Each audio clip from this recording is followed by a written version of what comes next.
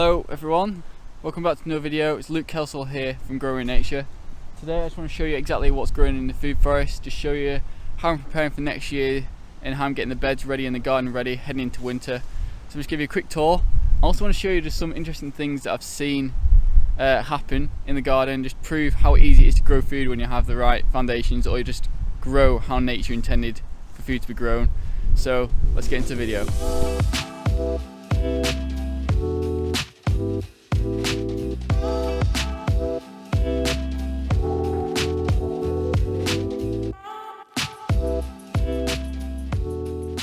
So as you can see, it's quite bare. A lot of the leaves have fallen already. Still some leaves on the currant bushes on the side here, you can see there. They're all black currant bushes on the side. These two in front of me here are actually white currant bushes, and that's a Victoria plum tree. You can see I've laid wood chip down already. Did a video on that on my channel not long ago, so if you want to know more about why I lay wood chips, how I do it, more information about just wood chips in general in the food forest, make sure you watch that video. Got some friends visiting the food forest. Come on, go over here.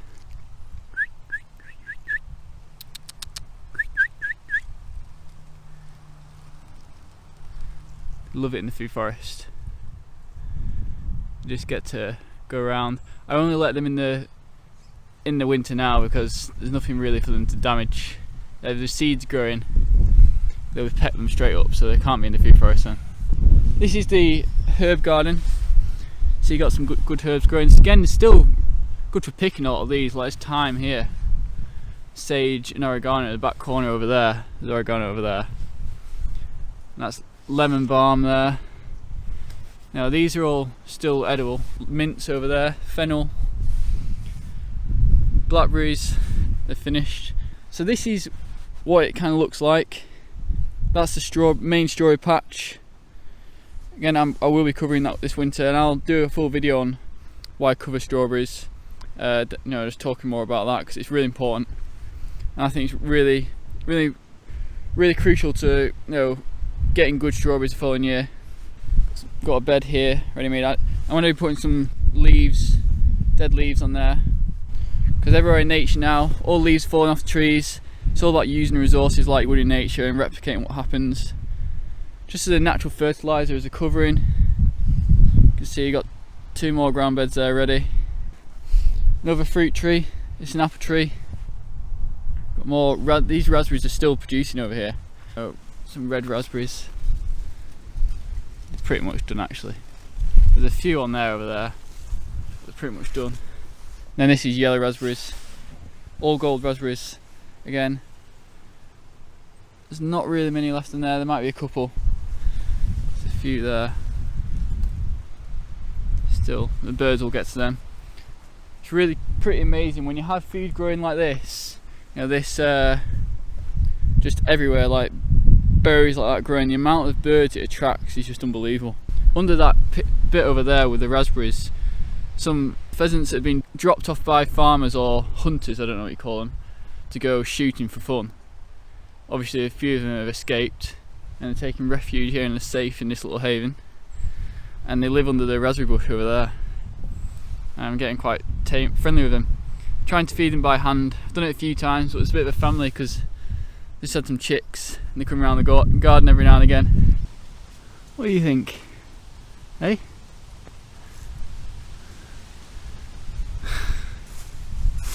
That's what you get. Trying to feed the pheasant and then hen jumps my shoulder. That's where I planted the garlic. Again, I did a video on that not too long ago, how I plant the garlics. Next, some Brussels sprouts and red cabbage. Now I got some nice rainbow chard. As you can see, it looks very healthy. This is all parsnips on the ground here. They'll be ready for picking soon. Next to some beetroots, more beetroots, and a nice solid row of carrots. It's popping out the ground there like that. Carrots, you can see how close they are together, them literally touching. They were probably sown a little bit too late, they could have been bigger by now because they won't really grow much into winter. But they'll still produce, still good to eat. Like some leeks, some winter lettuce. This lettuce is really good. I'm not sure what variety it is, but it's a really good one, and it's still producing now, or at least it still stays good now to pick. And that's next to this row of rocket. Rocket is literally one of the best things to plant in the garden. There's so much of it, and it's quite hardy, so it survives late into the year, and it's still putting out fresh green. I know it's going to seed a bit, going to flower and seed, but it still tastes good and it's still edible. It's a really good one to grow actually. So I think it's the fastest growing plant from seed to germination. It produces so quick compared to other ones like like garlic. It takes forever to grow. But then I got some kale there, looking good. I have to say these are the only things I really net off, because we had about 15 pigeons, and you know what pigeons do? They like to maul all the kale. So I decided to net it this time so they wouldn't get to it. But I do sometimes net the rest of the rows because my cat comes down here and it likes the soil quality in the rows. Can't blame her. But she likes to go to the toilet in the rows and I can't have that. So I have to put a net on the rows. Sometimes when they're empty and they've just been sown. See, I'm just preparing some more beds over there. Again, all this soil is, none of it's imported. It's all homegrown compost or wood chips decomposed. And I'll show you how I get that in this video very soon. And this big bush here. It's only a couple of years old. This is a josterberry bush. Next, some gooseberries. Got 4 gooseberry plants in this area here. And I should say as well, we've got potatoes all on the ground in this area, like all down there, crossing through. Potatoes. And we're putting more wood chip on top of that because wood chips decomposed quite a lot now. But that back area over there, where the hen's working, there's some blueberry plants, but underneath that tarp it was just a weeded area. I've decided to, earlier this year, I just cut it down, the grass that was there, put loads of grass clippings on top of it to smother it, and then covered it up. And then this winter I'll be putting wood chip on. Hopefully next year it will be relatively weed free, but there's obviously going to be some weeds. You can't eliminate weeds completely, but that's not a problem. Weeds are important for the garden. They're not all bad. Just because you can't eat them doesn't mean they're useless. They have their own roles. It's another apple tree. This one's growing so good. This one's red Falstaff apple. Very good variety. Again, it's only a couple of years old and it produced some this year. Behind there, more potatoes on the ground, and that's the artichoke area, which I did a video on. Again, it's amazing production plant, so easy to grow. You got a hen sleeping. You alright? How you doing? You alright? Just when you relax. You can see why birds would want to live under there. It's just got covering from leaves. And it's sheltered. Very nice. This one's sheltered here as well. It's like a little haven walk through here when all the berries on the bushes as well. I just want to show you over here because this is what I found really interesting. It just proves the point about how easy it is to grow food when you do it correctly. But first you can see that's a terere bush all the way along the fence. Again, it's only a couple of years old and it's taking over this whole fence, which is the idea, to create a natural wind barrier. This is where the hens live, and where a lot of the compost is just dumped and just turned into amazing soil, amazing compost. But look at this here. This is Swiss chard, all of it. I didn't plant any of it. It's all come up on its own, and actually this is even not healthier than the plants in the actual garden behind me. And the reason for that is because the soil quality here is so good, because it's where all the compost is made. All the hens working away in here, building compost. You see just grass clippings chucked from the lawn next to this, and it's just grown. So what I did is, obviously when I was pulling out last year's Swiss chard, I chucked a plant over here and didn't realise that I had a load of seed pods on it, or seeds on it, and it's just regrown on its own. So when you say, oh, you need to water, care for your plants, make sure they've got all the correct nutrients, it's all complete rubbish. I've not done anything. I've not watered this one. I didn't even take note of it. And look, gardeners would try so hard to get a leaf like that. I don't claim to be like an expert, but when you just leave nature to do it, it does a lot of the work for you. It's pretty amazing.